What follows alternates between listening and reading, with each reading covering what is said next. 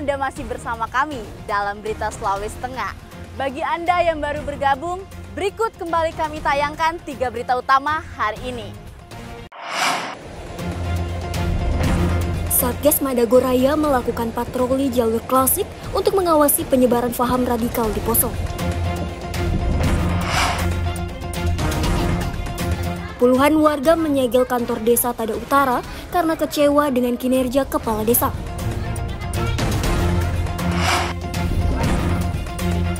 Pemerintah Kabupaten Buol melakukan vaksinasi terhadap ribuan ternak yang terjangkit virus PMK.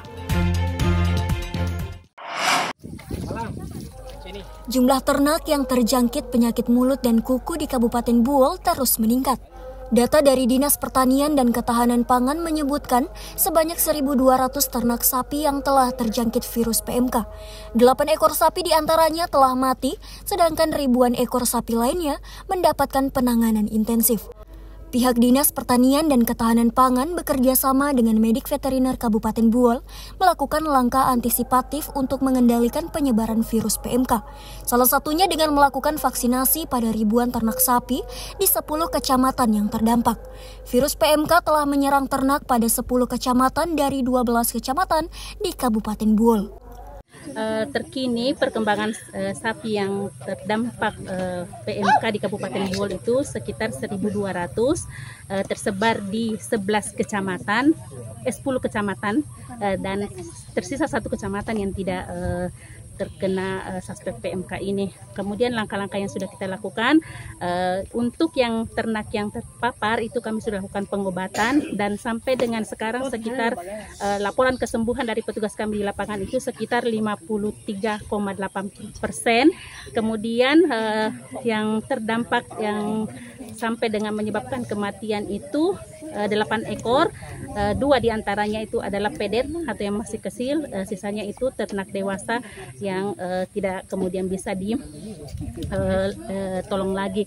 Kemudian sampai sekarang selain kegiatan pengobatan untuk hewan yang terdampak, kami juga sedang melakukan kegiatan vaksinasi di 5 kecamatan. Jadi ring vaksinasi namanya untuk kemudian kecamatan-kecamatan yang sudah terdampak, sehingga harapannya kita dengan vaksinasi ini bisa kemudian mengendalikan penyebaran penyakit PMK di Kabupaten Buol. Wabah penyakit mulut dan kuku ini mendapat perhatian serius dari pihak DPRD Kabupaten Buol. Apalagi virus ini sudah menyebar hampir seluruh wilayah Kabupaten Buol. Komisi 2 DPRD turun langsung ke lapangan untuk memastikan penanganan wabah tersebut secara maksimal. Salah satu lokasi yang dikunjungi adalah di Kecamatan Lakea yang merupakan salah satu wilayah terjangkit virus PMK. Alhamdulillah dari Dinas Pertanian ini sementara melakukan vaksinasi pencegahan dalam hal penyebaran virus PMK. Kemudian dari pemerintah juga turut memberikan dukungan kepada dinas terkait, khususnya dinas peternakan ini dalam hal melakukan upaya-upaya pencegahan masalah PMK ini. Mudah-mudahan untuk harapannya ke depan kami dari DPRD Kabupaten Buol juga memberikan dukungan dalam hal bagaimana ke depan dalam masalah penanganan wabah penyakit khususnya PMK ini bisa tertangani dengan baik, dan insya Allah apa yang menjadi kekurangan dinas terkait termasuk obat-obat yang menjadi kebutuhan penanganan yang mungkin sekarang ini agak terbatas, insya Allah kemudian pemerintah daerah termasuk kami dari DPR bagaimana upaya untuk bisa mendorong ini dan bisa membantu dalam hal ketersediaan masalah obat-obatan yang dibutuhkan oleh dinas terkait. Pemerintah daerah dan masyarakat berharap agar wabah penyakit mulut dan kuku yang menyerang ribuan ternak tersebut bisa segera teratasi. Apalagi ternak merupakan salah satu sumber penghasilan masyarakat. Peternak sapi juga dihimbau untuk menjaga kebersihan kandang dan meminimalkan interaksi dengan ternak lain untuk mencegah penularan. Syamsuddin Tobone melaporkan dari Buol. Tidak usah ditayang itu. Tidak usah diperluas masalah. Layanan bus Trans Palu sebagai salah satu program pemerintah Kota Palu yang direalisasikan sejak Oktober 2024. Keberadaan layanan angkutan umum kota ini awalnya menjadi pilihan favorit masyarakat. Namun di awal tahun ini, animo masyarakat menggunakan bus Trans Palu mulai menurun. Menurunnya jumlah penumpang ini diduga karena penerapan tarif angkutan atau layanan bus sebesar Rp5.000 per orang terhitung mulai 1 Januari 2025. Pada awal bus Trans beroperasi, yakni bulan Oktober hingga Desember 2024, masyarakat masih diberikan layanan gratis. Sepinya penumpang terlihat di halte utama Taman Gor Jalan Muhammad Hatta pada Minggu pagi. Berbanding terbalik dengan animo masyarakat yang membludak pada awal bus Trans beroperasi. Kebanyakan warga kini lebih memilih naik ojek online maupun kendaraan pribadi.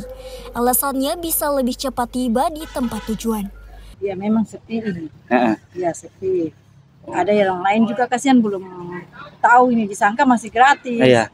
Jadi kita jelaskan mulai 1 Januari ini sudah mulai pakai angkut. Cuma yang tidak mengerti itu, kita bingung. Terpaksa daripada mau tidak diangkat penumpang, jadi harus kita ambil lah. Bagaimana anunya kita kan? Iya. Yang penting dia tidak penumpang, yang penting angkut lah. Kasihan juga kalau tidak diangkut. Ya.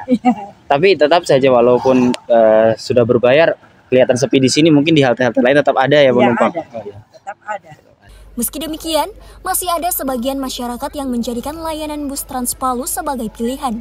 Seperti Hawiyah, warga Pantoloan yang baru saja menggunakan bus Trans Palu untuk ke pasar tradisional Impres Manonda, Kota Palu untuk berbelanja. Ini kan nanti Januari ini baru berbayar. Ibu, tapi kami bersyukurlah.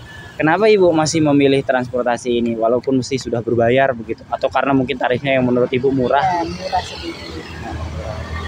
Ada enggak kendala Ibu? Kan ini infonya ini bayarnya harus pakai kris begitu, pakai. Iya, kalau yang punya HP pakai itu. Tapi kalau saya kan kemarin tidak punya HP, terpaksa bayar langsung. Oh, jadi masih ada kebijaksanaan dari supir. Masih ada, iya. Oh iya. Adapun tarif Rp5.000 ini dikenakan kepada penumpang per 1 kali naik hingga turun ke rute tujuan.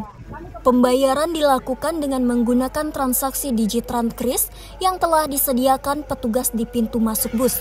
Meski sekali-sekali masih diberikan kebijakan kepada masyarakat yang tidak memiliki kris atau kartu pembayaran digital.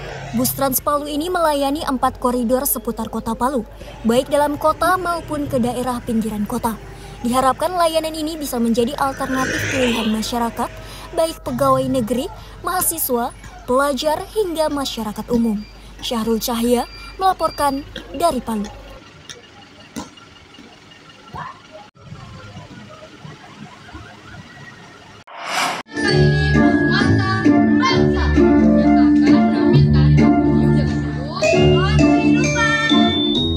Raut wajah ceria terpancar dari puluhan anak-anak usia dini dan sekolah dasar. Mereka dengan penuh semangat mengikuti lomba dan gelar karya yang digelar Sekolah Unggulan Putra Kaili Pertama Bangsa Palu. Puluhan anak-anak dari Kota Palu, Donggala, dan Parigi Mautong ini unjuk kebolehan dalam seni pertunjukan. Ada lomba menyanyi, pertunjukan pantomim, hingga mewarnai. Ada pula lomba kreativitas membuat sapu ijuk dan pot bunga berbahan sabut kelapa. Sejumlah perwakilan pemerintah, TNI dan Polri, serta orang tua ikut hadir dan memotivasi anak-anak yang ikut lomba. Lomba kreativitas dan pentas seni yang bertemakan Bersama Jaga Alam ini bertujuan untuk menggali potensi kreativitas dan kecerdasan anak-anak dalam dunia seni. Selain itu juga untuk memberikan edukasi anak-anak tentang pentingnya menjaga kelestarian alam dan kebersihan lingkungan. Bersama Jaga Alam, wujudkan hidup berkelanjutan. Di sini kita lihat ada lomba mewarnai. Tema dari mewarnai mereka adalah lingkungan sehat. Itu kan masih ada kaitannya dengan bagaimana kita mengenalkan kepada anak-anak sejak dini tentang kesehatan lingkungan sehingga lingkungan kita bisa terjaga dengan baik. Kegiatan tersebut diharapkan tidak hanya sekadar menjadi ajang kompetisi, tapi juga menjadi wadah bagi anak-anak untuk berinteraksi, belajar, dan bersenang-senang sambil mengembangkan potensi diri mereka. Tujuan dari gelar karya ini ya, P5 ini kan memberikan edukasi kepada anak-anak kami dan juga tenaga kependidikan agar bisa mengetahui lebih jauh bagaimana itu manfaatan limbah menjadi sebuah karya. Jadi kami perkenalkan pada anak-anak. Jadi mereka kami ajak bekerja sama dengan BUMDes yang ada di Banawa Selatan, namanya BUMDes Lestari. Jadi kami buat satu kerjasama, mereka mengajari anak kami bagaimana membuat membuat sampah itu menjadi bermanfaat. Peserta yang menjadi pemenang selain mendapatkan piala dan piagam penghargaan juga uang pembinaan. Panitia merencanakan kegiatan tersebut menjadi agenda tahunan dan melibatkan peserta yang lebih banyak. Julianus K. melaporkan dari Palu.